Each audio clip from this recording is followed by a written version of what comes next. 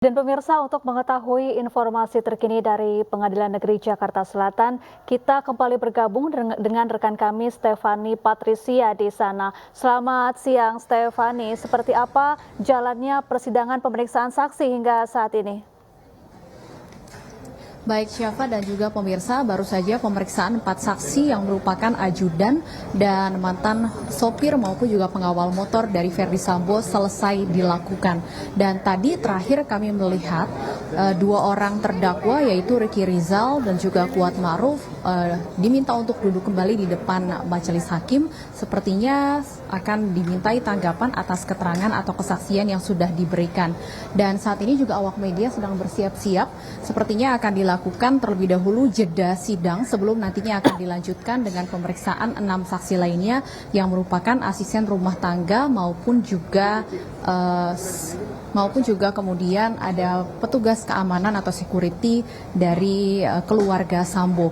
Kami sedang menantikan, Syafa, saya akan sedikit bergeser untuk memperlihatkan kepada Anda di belakang saya. Ini merupakan suasana di depan ruang sidang, di mana saat ini awak media sedang menunggu apakah nantinya akan ada wawancara terlebih dahulu dengan kuasa hukum dari kedua terdakwa, karena saat ini pemeriksaan 4 saksi untuk tahap pertama ini sudah selesai dilaksanakan dan majelis hakim tengah menjeda sidang sebelum nantinya akan dilanjutkan untuk pemeriksaan 6 saksi lainnya. Terakhir tadi dalam pemeriksaan 4 saksi ini adalah majelis hakim mempersilahkan kepada kuasa hukum dari kedua terdakwa untuk mengajukan pertanyaan kepada keempat saksi. Kalau sedikit saya rangkum dari pertanyaan dari para kuasa hukum ini, diantaranya kuasa hukum Kuat Ma'ruf sempat menanyakan terkait lokasi isolasi mandiri para ajudan, di mana dijawab bahwa para ajudan ini selalu melakukan isolasi mandiri di posko ajudan ataupun di rumah Duren 3 dan tidak pernah melakukan isolasi mandiri di rumah Saguling.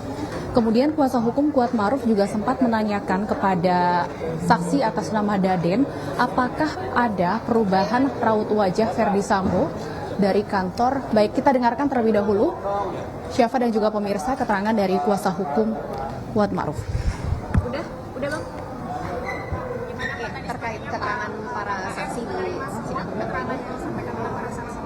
Ya, keterangan tadi itu kan hanya menjelaskan pertemuan dengan Kuat di beberapa tempat kaitannya dengan posisi Daden, Yogi sama si Romar itu mereka ketemunya untuk khusus Daden ya, ketemunya di Magelang.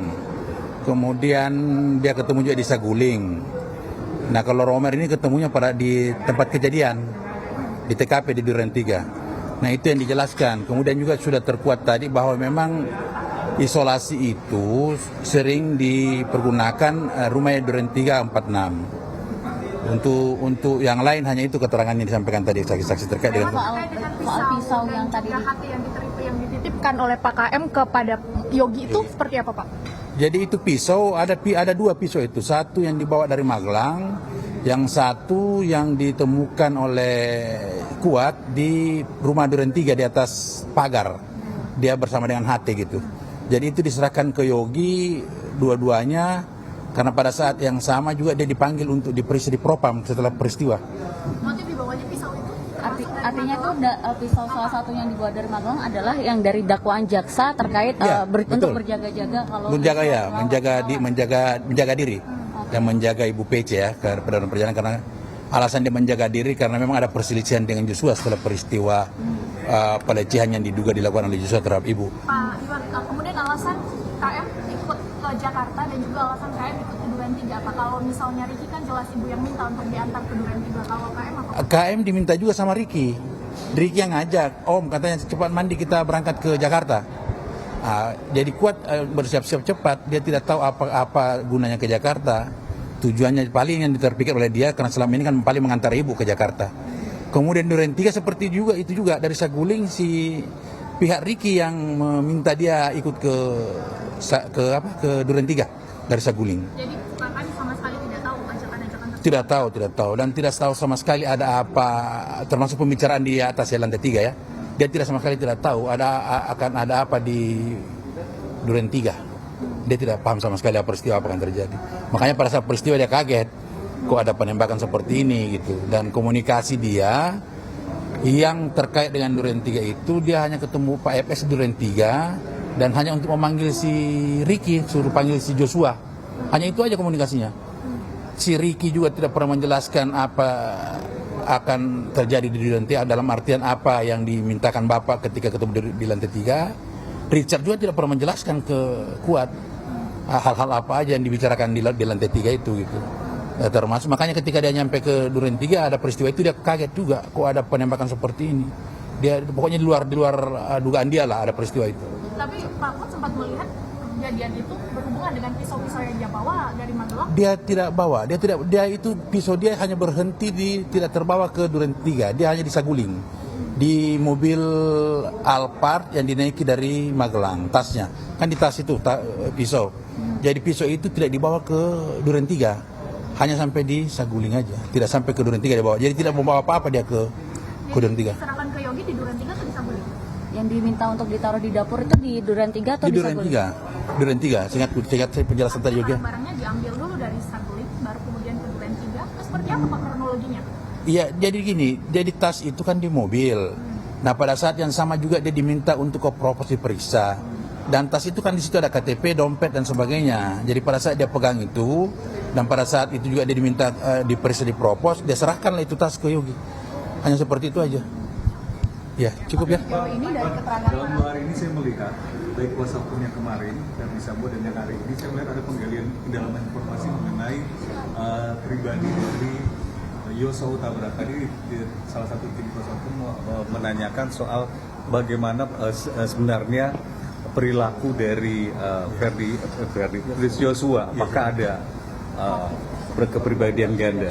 Kami sendiri dari tim kuasa Kuat ini tidak sampai sejauh itu pendalamannya. Karena kami fakta-fakta real aja kaitannya dengan klien kami, aktivitas klien kami Kuat Ma'ruf yang berhubungan peristiwa dari Magelang sampai ke Saguling sampai Duren 3. Kaitannya pendalaman terkait dengan kepribadian dari Yosua mungkin tim lain ya yang mendalami itu. Tapi sampai sekarang kami belum sampai ke sana. Karena kami tadi sempat menanyakan itu dan hakim menyatakan yang berhubungan aja dengan terdakwa. Tidak sejauh itu yang diminta ditanyakan kan itu. sejauh ini saksi 4 orang anggota tadi. Iya. Kuasa hukum melihatnya apakah ada poin-poin yang bisa memberatkan klien Anda Kuat Ma'ruf atau justru meringankan Pak? Ya, dari seluruh kesaksian yang ada tadi dan yang ada di berkas, kami melihat hal-hal tidak ada yang memberatkan klien kami. Hal-hal yang meringankan hanya di dakwaan memang beberapa hal yang coba ditarik klien kami menjadi terdakwa dalam pasal 340 ini. Termasuk diantaranya bahwa klien kami itu sudah mengetahui akan ada peristiwa itu kan sama sekali tidak ada. Tidak ada dasar klien kami mengetahui karena tidak ada yang memberitahukan akan terjadi apa di Duren 3 itu. Dia tidak tahu sama sekali. Nah, sehingga tidak berdasar sama sekali kalau klien kami dianggap bagian dari perencanaan terjadinya peristiwa penembakan ini. Seperti itu. Setelah ini kan ada Susi juga, majelis hakim kan bilang akan mengkonfrontir dengan Pak Kuat Ma'ruf. Gimana kalau Bapak melihat? Saya kira lebih bagus biar semakin terang penjelasannya kaitannya dengan peristiwa di Magelang ya. Susi ini bersentuhan dengan dalam artian berinteraksi dengan Kuat Ma'ruf klien kami ini di Magelang. Hanya itu saja. Jadi saya kira dengan adanya Susi sebentar dengan Kuat Ma'ruf hadir juga, kita bisa melihat semakin jelas dan terang peristiwa di Magelang seperti apa sebelum adanya dugaan terkait dengan pelecehan yang dilakukan oleh Joshua kepada ibu. Kan tadi bilang ada perbedaan keterangan Pak. Bapak berarti masih yakin keterangan Kuat yang benar Pak? Ya, sampai saat ini seperti itu yang kami baca berkas itu kan karena belum pernah kami periksa Susi ya. Jadi yang kami baca hanya berkas yang terkait dengan berita acara Kuat dan Susi, tetapi secara fakta persidangan harus dibuktikan sebentar keterangan apa yang bertentangan dengan pihak Kuat kan gitu. Ya. Cukup ya? Cukup Mas, terima kasih ya. Ya, makasih Bang. Terima kasih. Ya, Syafa dan juga pemirsa, baru saja kita dengarkan keterangan dari kuasa hukum Kuat Ma'ruf Irwan Irawan terkait dengan pemeriksaan 4 orang saksi yang merupakan ajudan dari Verdi Sambo. Saat ini sidang tengah dijeda sebelum nantinya sidang akan dimulai kembali untuk pemeriksaan 6 orang saksi lainnya. Ya, total hari ini ada 10 orang saksi yang akan diperiksa. 4 orang tadi sudah diperiksa yang merupakan ajudan dari Verdi Sambo, kemudian 3 ART dan 3 petugas keamanan di rumah keluarga Verdi Sambo. 10 orang saksi ini adalah saksi yang sama yang kemarin pada hari Selasa juga diperiksa untuk terdakwa Verdi Sambo dan Putri Chandrawati. Kami akan terus mengupdate, Syafa, apakah akan ada fakta-fakta baru yang tergali dalam keterangan saksi selanjutnya, karena dari apa yang kami pantau sejak pagi hingga sidang dijeda pada siang hari ini, sejauh ini tidak ada fakta-fakta baru yang terungkap. Dan Syafa dan juga pemirsa, kini kita akan mendengarkan juga keterangan dari kuasa hukum Ricky Rizal, Pak Erman Uman. Baik, kita masih menunggu apakah kuasa hukum dari Ricky Rizal ini akan memberikan keterangannya setelah pemeriksaan 4 orang saksi pertama ini.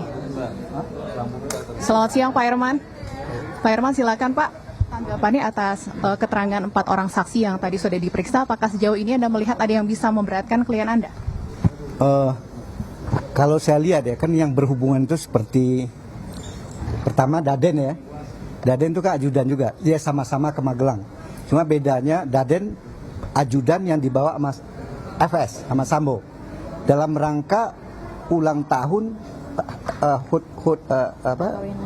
bukan, pertama ini Polri, kegiatan Polri lah gitu.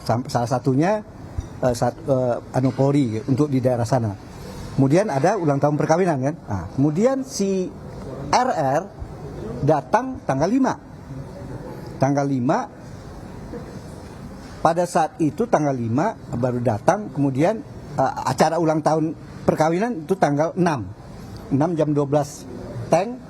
Setelah itu diadakan ulang tahun, udah seperti itu. Kemudian pagi FS sama Daden, dia yang agak melekat, dia balik. Jadi Daden kan tidak tahu apa-apa yang makanya kita nggak perlu bertanya juga, kecuali kalau misalnya ada saksi suksi atau siapa, karena dia tidak tahu apa-apa yang kejadian Magelang, dia hanya tahu ulang tahun ya kan, sehingga kita tidak perlu bertanya. Kemudian masalah kejadian di Saguling, kejadian di Saguling nggak berapa lama kan si Anu dipanggil, tapi dia tidak tahu pembicaraan. Begitu juga dia tahu Richard naik setelah dipanggil oleh si Ricky dan tidak tahu apa.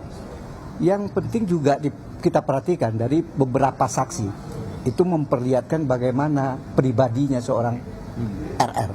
Orangnya penyabar, orangnya penakut, bukan penakut apa? Oleh tim kuasa hukum menanyakan kepada para saksi ini terkait dengan sosok pribadi dari almarhum Brigadir Kenapa Yosua. kita perlu? Ini kesempatan. Kan nggak mungkin dia akan hadir lagi. Momen ini karena mereka sama-sama maju dan kita pengen juga tahu gimana sih. Karena kan orang melihat kayak kejadian gitu kan. Kejadian penembakan. Kemudian banyak yang meragukan, masa si Ricky tidak melihat pada saat Sambo. Padahal itu kejadiannya setelah dia mendengar beberapa yang di Eliezer, kan dia memang berbalik. Dan dia karena takut goncang itu, dia berbalik arah. Oleh karena itu, dia nggak melihat. Dan itu akhirnya kan diketahui juga. Kenapa? Dan itu terbukti si Anu memang bersuara keras. Si ini menganggap RR menganggap itu suara hati, sehingga dia berharap ada yang datang gitu kan. Ternyata dia keluar, itulah waktu yang akhirnya dia tidak melihat apakah Sambo menembak si Joshua atau tidak. Yang dilihat adalah rekayasa itu. Bang Erman, dalam 2 hari ini Pak, tadi kuasa hukum juga menanyakan apakah Yosua ini sosoknya pemarah atau tidak. Kemarin kuasa hukum Verdi Sambo juga menanyakan soal kepribadian ganda. Apa yang sebenarnya coba digali oleh kuasa hukum? Kalau saya terus terang ya, saya belum pernah membaca beberapa. Kemudian kan kita ada tim nih. Syukur aja teman-teman tim itu membaca juga ternyata, dan hari ini hakim mengizinkan lebih dari 2. Karena dia khawatir ya kalau kita di stop 2 karena jaksa kok lebih. Apa yang mau digali dari informasi? Yang digali ya kalau yang pertama kepentingan mungkin pribadi Joshua yang ya kadang-kadang membuat itulah mungkin kenapa Ricky mengantisipasi ada kejadian dengan kuat kan diperhatikan dengan kesaksian mereka.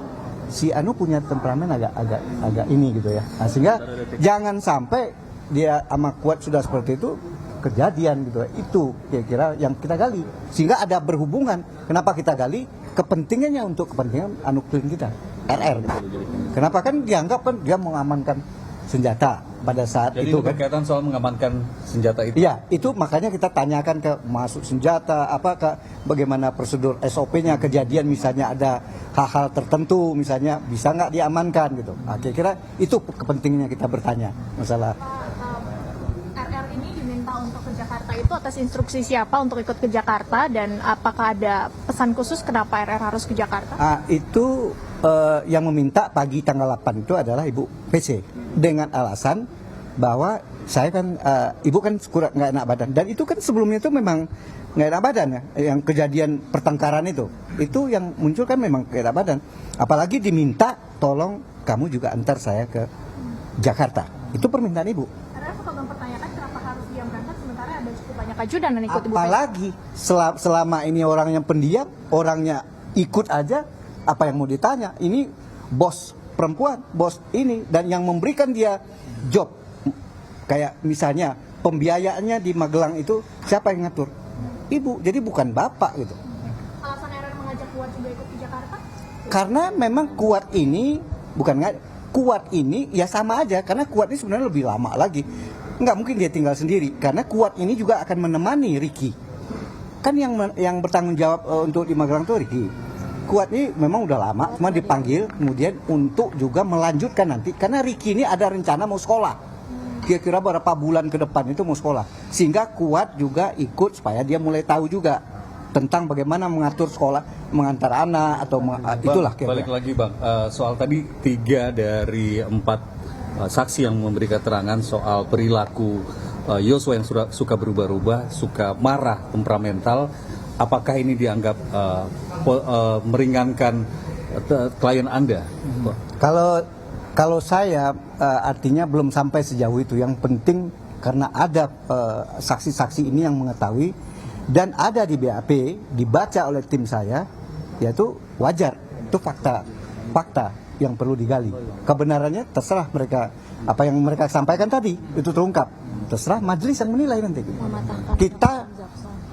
Kita tidak apakah benar pribadi ini bagaimana selanjutnya, kita hanya karena klien kita dituduh membunuh, dituduh bersama-sama beserta, oleh karena itu apapun upaya yang kira-kira kita juga akan ungkapkan supaya fair gitu kan, tidak aja mau kalau jaksa kan selalu mengasumsikan, oh ini ambil senjata pasti ada ngomong, ada perintah Sambo. Seolah udah dari awal dia udah pada pribadinya itu. Kemudian disaguling, dia diperintah dia nggak mau, tapi suruh panggil Richard, tapi dia kenapa kok dipanggil? Kan itu bagaimanapun itu menjadi pemikiran kita, bagaimana hal-hal yang kira-kira bisa membela kepentingan dengan adanya saksi-saksi. Pak Herman, di awal sidang tadi Anda sempat minta supaya pemeriksaan ajudan ini dipisah. Apa sebenarnya Anda melihat kerugian untuk klien Anda Ricky Rizal ketika pemeriksaan para ajudan? Oke, kan berbeda dengan beberapa hari yang lalu ya, kan persidangan yang lalu. Saya tidak protes persidangan yang lalu karena sebelumnya pengacara yang lain kan juga nggak keberatan ya. Tapi saya melihat kalau yang lalu, yang untuk RR, saya merasa tidak ada yang memberatkan, hanya PCR aja. Yang itu pun bisa gampang diklarifikasi karena memang harus berbalik.